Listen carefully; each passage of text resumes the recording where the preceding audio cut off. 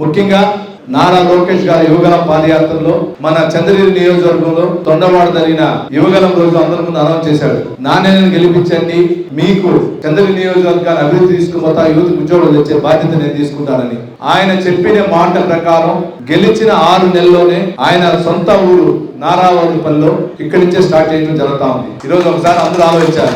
సుమారు 21 కంపెనీలు, అంటే 5వ తరగతి నుంచి బీటెక్ వరకు ఎంబీఏ చదివేంత వరకు చదివినటువంటి విద్యార్థులందరూ కూడా 1200 ఉద్యోగాలు అవకాశం ఈ రోజు జాబ్ మేళా ద్వారా కూడా ఇవ్వడం జరిగింది. ఇప్పుడే డిపిఓ గారు కానీ, పీడీ గారు కానీ, స్కిల్ డెవలప్మెంట్ గారు కానీ, జెన్టెక్ వాళ్ళు కానీ, టెక్ వాళ్ళు కానీ అందరూ కూడా ఒకటే చెప్పారు, 100% ఇక్కడ ఐటీ రంగం తెస్తాం.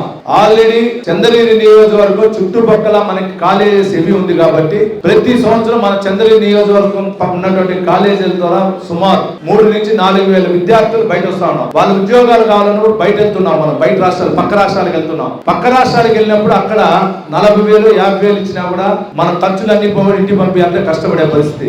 అది ఉద్దేశించి ఈ రోజు చంద్రబాబు నాయుడు గారికి ఆయన దృష్టిలో పెట్టుకుని కూడా పెద్ద గారు కూడా ఇక్కడే ఐటీ సంబంధించినటువంటి ఒక పెట్టాలని కూడా యోచనలో ఉన్నారు. దానిపైన కూడా డిస్కషన్ జరుగుతుంది. అది కూడా 1 or 2 minutes లో మన చంద్రగిరి నియోజకవర్గంలో కూడా ఒక ఐటీ పార్క్ వస్తుందని కూడా సభలో కూడా తెలియజేసుకుంటున్నారు.